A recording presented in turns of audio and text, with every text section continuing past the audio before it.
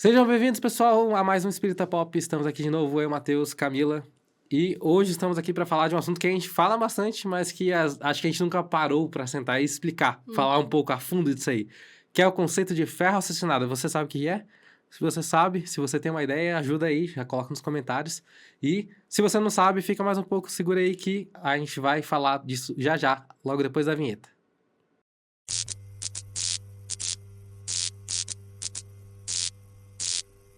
Então vamos lá, Camila. Fé raciocinada. É um negócio que a gente, no Espiritismo, fala muito, mas a gente, falou muito aqui nos programas. Provavelmente o pessoal que acompanha aí já deve ter ouvido falar, mas será que todo mundo já parou para pensar o que realmente é? O que o Kardec quis dizer com isso, né? O que o Espiritismo quer dizer com isso, com o quesito de fé raciocinada? O que você diria aí, que você chutaria pro pessoal aí? Se alguém chegasse com essa pergunta, assim, do nada, eu falaria que a gente pode debater, a gente pode questionar. Exato. É normal você perguntar por quê, mas como assim? Uhum. E se você pensar em alguma possibilidade que se contrapõe àquela ideia que está sendo pregada, coloque-a, sabe? Então, aqui Sim. nos cursos mesmo oferecidos na comunhão, o pessoal tem esse espaço. Não são dogmas, porque dogmas Sim. são essas verdades universais inquestionáveis. Uhum. Você questionar alguma coisa, algum dogma, é você questionar o próprio Deus, né? Sim. E no Espiritismo não tem isso. E claro que o nosso padrão ali de tudo que o Espiritismo prega são os ensinamentos de Jesus. Então, fatalmente, não vai ter nada dentro do Espiritismo que seja realmente do Espiritismo que se contraponha ao que Jesus ensinou. Sim. E aí, dentro disso, tem coisas que, assim como na época ele ainda não podia ter falado, no Espiritismo a gente também não tem.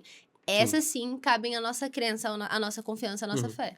Porque eu acho que isso é uma questão filosófica bem grande, né? Porque se você for parar pra pensar, tem a galera que fala, né, da fé cega, que eu acredito que nenhuma fé é 100% cega, assim, você pode ter os seus motivos pra você acreditar naquilo ou não. De qualquer maneira, você pensou em algum momento sobre se você quer acreditar naquilo ou não. Mas, no quesito de... Às vezes tem coisas que a gente acredita, mas a gente não entende, né? E isso é completamente ok, não é nenhum problema você acreditar em algo que você não entende, porque a gente não é, né? A gente não entende tudo, a gente não tem o conhecimento, às vezes, pra entender todas as coisas. Mas a partir do momento que você entende alguma coisa, você tem uma opinião sobre aquilo. E acho que é isso aí que daí Kardec meio que defende, que, assim, você tem que levar a sua opinião em consideração. Porque a partir do momento que você entende algo, e daí, às vezes te falam que, você entende isso, eu questiono isso, mas não, você não pode questionar. Aí que fica aquele ponto, né? Que, assim, você entende algo, você acredita naquilo, mas você tem suas ressalvas, né? Sim. E isso, às vezes, pode alterar a maneira como você acredita nas coisas. E alterar até mesmo o próprio conceito de fé que você tem. Então, a partir do momento que você entende alguma coisa, acho que você tem que ter o direito, né? Pelo menos é o que Kardec defende, que você tem que ter o direito de poder ter uma opinião a respeito, né? E poder debater. Porque no final da história, se você tem algo que você acredita, que você entende, e você ainda debate isso com alguém, e você ainda consegue agregar mais coisas acima disso, eu acho que só torna cada vez mais construtivo, né? Cada vez mais beneficente para todo mundo. Sim. Porque daí, cada vez mais as pessoas têm um entendimento mais profundo sobre aquilo. À medida que a gente, como humanidade, né, vai tendo um conhecimento mais profundo sobre as coisas, mais a gente pode questionar, mais a gente pode acrescentar e mais o nosso conhecimento fica mais completo, né? É isso aí. E no Espiritismo a gente não se ofende, né, com Sim. uma pessoa questionadora. Na verdade, isso é super legal, é o que a gente busca mesmo. Todos Sim. nós somos um pouco assim dentro do movimento. Exato. Também não há nenhum tipo de pregação de que Deus ama menos uma pessoa que questione, que talvez não acredite ou concorde com todos os pontos trazidos pela doutrina. Sim. Então, tem muita gente que fala, eu sou espírita, mas eu não concordo com tal coisa. Eu não concordo com tal coisa. Sim. E tá tudo bem. No final das contas, como a gente fala que ser espírita e ser cristão são a mesma coisa, a gente tá de acordo com o que Jesus nos ensinou. Se a gente não estiver, a nossa consciência vai nos cobrar. Mais dia, menos dia.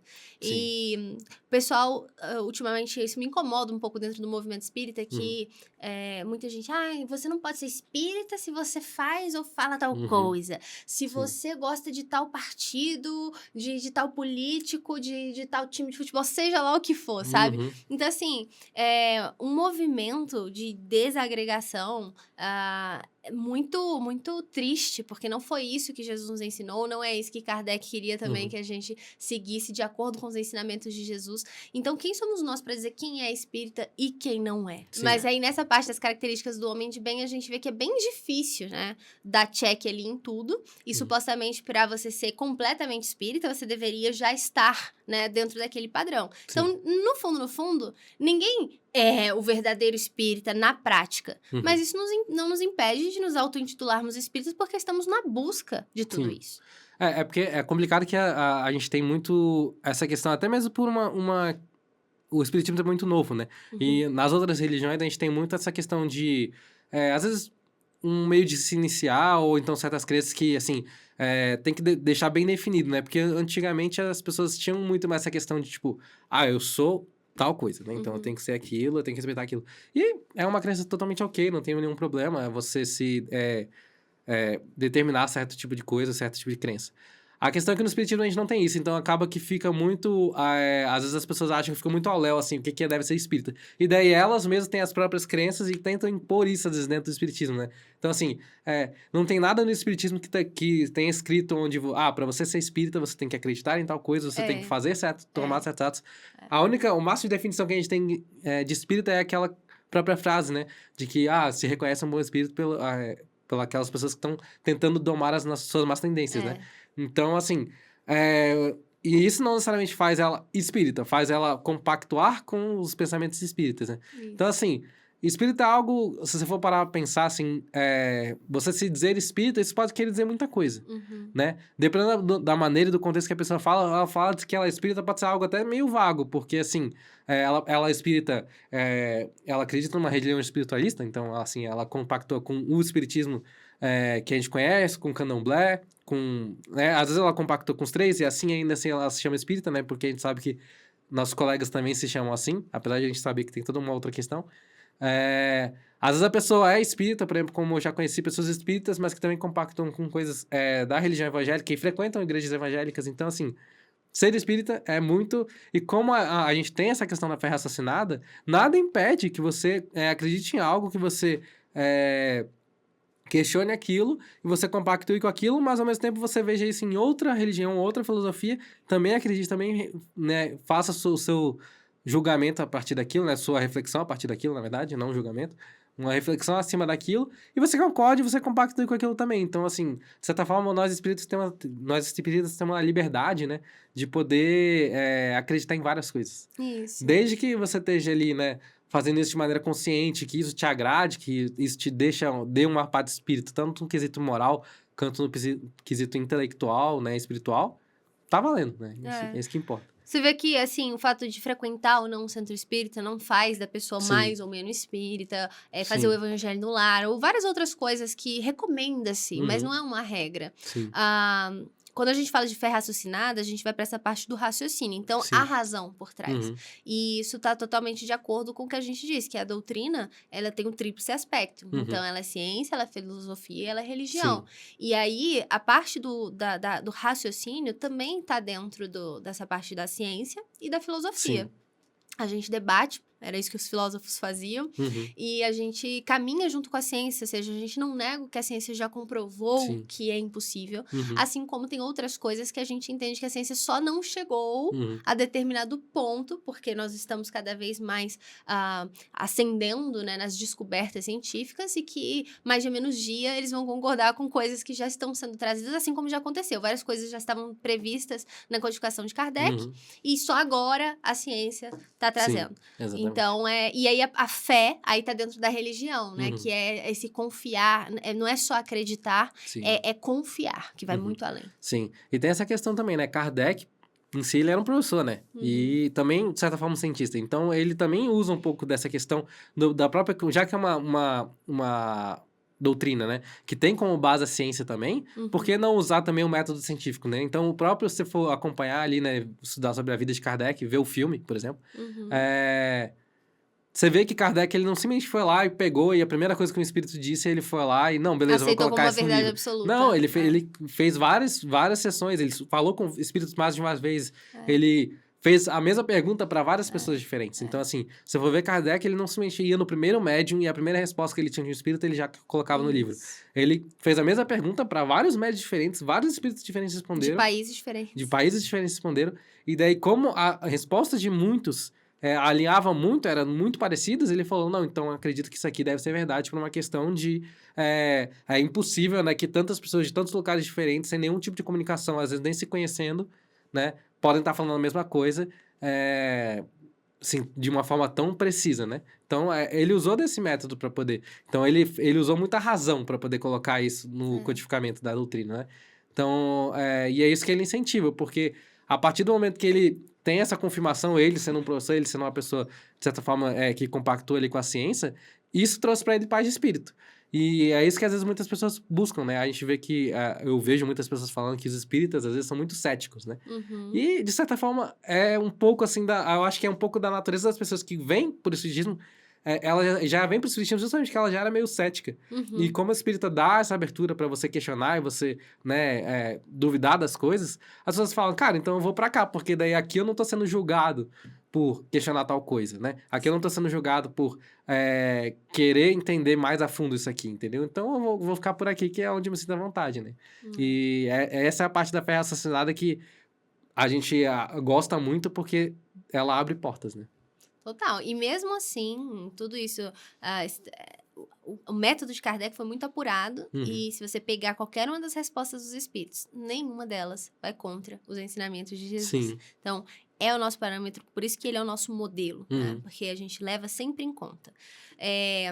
Uma coisa que me veio à mente enquanto você estava falando é também dessa questão não só de achar que Deus nos ama menos se a gente não seguir determinados preceitos, mas também de ter medo de um castigo, né? De uma consequência por não ter feito alguma coisa dentro daquela religião. Então, tem pessoas que acreditam que se você não aceitar Jesus a tempo, vai queimar no mármore do inferno. Se você não acreditar em Deus a tempo, vai acontecer tal coisa. E já no Espiritismo a gente vê que não é bem assim, né? Que são mais as nossas atitudes ao longo dessa vida do que, de fato, o que a gente acreditava ou não. Porque muitas pessoas não acreditam em Jesus, não acreditam em Deus, mas agem conforme os ensinamentos de Jesus. Então, não faz sentido que, no final, quando elas desencarnem, quando elas morram, elas tenham que lidar com consequências por não ter dito que aceitavam Jesus. Porque agir conforme já é aceitar Jesus implicitamente. A pessoa ainda só não percebeu isso. E a gente também vê que ao longo das nossas existências, a gente vai caminhando para isso nesse sentido também. Por isso que os espíritos nos mostram que não tem como chegar num determinado momento da nossa evolução sem estar, assim, com a mais absoluta certeza da existência de Jesus, na confiança nele, no amor por ele, por Deus, e enfim. Então, é um caminho inegável, não tem como evitar, né? Sim. E eu acho que é uma questão de muito de maturidade, né? Algumas coisas, porque tem certas coisas que para algumas pessoas, principalmente, você tem que ver para crer, né? E às vezes vice-versa também. Mas, assim, é muito uma questão de conforto. Às vezes, não tem problema você acreditar em algo, você não entender, e aquilo, às vezes, ressoa pra você num nível não intelectual, não da razão, mas sim no sentido sentimental. Isso é super ok. O estágio de evolução que você tá, o que você acredita ser certo. Isso não tem nenhum problema. A questão é só a gente ter aquela abertura também para poder fazer os nossos questionamentos, né? Eu vejo até eu tive uma discussão interessante uma vez, né? Porque teve um documentário, acho que era do History, né? Alguma coisa assim. Que eles abordavam uma teoria de que Jesus não era uma pessoa. Era o quê? E eram vários filósofos, na verdade. Eram várias pessoas. Era um grupo de pessoas. Tá. E daí, né, daí a pessoa veio com esse argumento, falou e tal, e daí, tipo, você acha que isso aí não quebraria muito algumas coisas? Eu falei, cara, na verdade não faz a menor diferença. Porque independente se foi uma pessoa que disse ou várias, e daí só compilaram isso numa figura só, não nega o que foi dito. Então, assim, a gente, né, por ser espírita, tem uma outra visão além da parte só física, da parte canal, a gente tem uma gama de evidência ainda um pouco maior, entendeu? Então, assim, pra gente, o fato de Jesus ter existido, né, e tal é algo um pouco ainda mais além pra gente, porque a gente tem um outro lado pra ver, né? Então, pra gente é um pouco mais fácil de acreditar, assim, né, nesse ponto de que, Jesus realmente não é uma pessoa em si. Mas, independente se fosse ou não nego o que foi dito, entendeu? Então, o que importa, na verdade, tipo, não importa pra mim se Jesus foi uma pessoa ou não. E sim, se aquilo que ele diz pra mim faz sentido e se aquilo realmente traz uma evolução moral, serve como uma base fiel e digna de fazer parte da minha religião, né? É muito isso, é questão de ressoar comigo, entendeu? Agora, assim, se a pessoa gosta de acreditar que, não, Jesus foi vários filósofos, foram várias pessoas, tranquilo. Se você quiser correr atrás dessa evidência, ótimo, assim, é uma questão de você estar questionando, você tá procurando ali algo que te reconforte, tipo assim, se pra você a figura de Jesus, tipo, Jesus ter sido uma pessoa só, eu acho muito difícil acreditar que uma pessoa só tinha tanto conhecimento, tinha tanta coisa, e você quer tentar estudar cada uma das pessoas que você acredita que agregou ao que veio a ser a figura de Jesus, super tranquilo, entendeu? A questão é o que tá te fazendo bem ali, né? E isso vai de encontro também com o que o Espiritismo nos ensina, de que a forma pouco importa. Sim. É mais sobre o conteúdo. Então, a forma como a gente vai nomear alguma coisa, eles dizem, chama do que você quiser, sabe? A gente vai trazer aqui algumas sugestões, mas se pra você é melhor falar de tal jeito, não importa, a gente tá falando a mesma coisa. No próprio livro dos Espíritos, eles falam muitas vezes, vocês não têm uma palavra exatamente pra definir isso, não fala o que você quiser. Falam que o nosso vocabulário é muito limitado. E a mesma coisa em relação a nós mesmos, né? Ou seja, a aparência pouco importa, é sobre o espírito, é sobre a alma. É nela que a gente tem que focar, porque às vezes a gente se perde e esquece disso, que nós somos espíritos e não o corpo que o nosso espírito habita. Sim. E isso torna tudo muito mais leve, tira o peso e deixa a gente focar no que verdadeiramente importa. Por isso que Paulo também falou que a letra mata e o espírito vivifica. Porque às vezes a gente se apega tanto à forma que a gente esquece de focar no que importa de verdade. Sim. E às vezes também é o lado que às vezes é excessivo da fé raciocinada. É você focar tanto em que você tem que justificar aquilo de qualquer maneira, senão aquilo não é verdade, que você acaba perdendo a essência do que aquilo realmente quer dizer. Porque nem tudo no espiritismo está ali para você ser comprovado. Tem coisas que são questionamentos que você tem que fazer consigo mesmo e refletir para sua reforma íntima, né? Então, tem que tomar cuidado também para não ficar procurando coisas que não existem, entendeu? Procurando coisas além do que deveria ser procurado. Porque a gente tem que entender também, a gente tem que ser humilde que nem tudo a gente vai entender agora. Nem tudo a gente tem capacidade intelectual ou moral para entender nesse momento. E tá tudo bem, entendeu?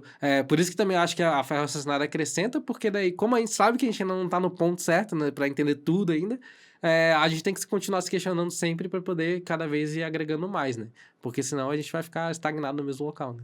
E aceitar o tempo dos outros. A gente aprende a não querer obrigar ninguém a ser espírita, a acreditar no que a gente acredita, entrar em debates calorosos ali por uma verdade absoluta. Respeitar o tempo das pessoas, a crença das pessoas, porque cada um tem o seu lugar no mundo, o seu campo de ação. E quando é para chegar dentro aqui do movimento espírita, dentro da doutrina espírita, a pessoa chega. Mais dia, menos dia, mais vida, menos vida. E a gente também entende que a religião mesmo, a grande religião, a verdadeira religião, nem é a doutrina espírita, é a religião do amor, vamos dizer assim. Que um dia a gente não vai precisar de nomenclatura para dizer qual é a que estava certa, a que estava correta. Era amar, só amar. E no final da história, fé também é algo muito pessoal. Então, assim, a maneira como você exerce sua fé, isso é algo que... fé também é um pouco a sua conexão com Deus, é a maneira como você se relaciona com Ele. Então, a gente tem que respeitar de todo mundo. A gente tem que entender que a maneira como você exerce sua fé é a maneira como você gosta de exprimir aquilo nas suas questões particulares e você, às vezes, compactua com outros. E você tá num local onde, geralmente, as pessoas que estão ali têm o mesmo alinhamento com você. Mas isso não precisa ser para todo mundo, né? Isso, é isso e mesmo. Faz parte. É sobre. Então é isso, pessoal. Muito obrigado pela presença de vocês. Espero que vocês tenham gostado. Se vocês tiveram alguma dúvida ainda a respeito sobre fé raciocinada, sobre a vida de Kardec, que também a gente comentou aqui em segundo plano, deixa aí nos comentários. E a gente tem um recado também hoje, né? Isso, queremos agradecer imensamente ao Carlos Franca, que comentou no nosso último vídeo das 5 perguntas e nos alertou que o microfone estava um pouco distante de mim, que não estava dando para ouvir direito. E muito agradecemos, porque hoje eu já tive todo esse cuidado. Então, continuem dando feedback também da parte técnica, que ajuda demais, e também os outros, porque a gente teve outros comentários e ficamos muito felizes com a participação de vocês. Continuem, porque a gente está de olho, né, Matheus? Exatamente. Muito obrigado aí, então, Carlos, e muito obrigado a todos vocês que participam, continuem participando. E é isso, pessoal. Até a próxima, até daqui a 2 semanas, quando estamos aí com outro tema. Até lá. Tchau, tchau.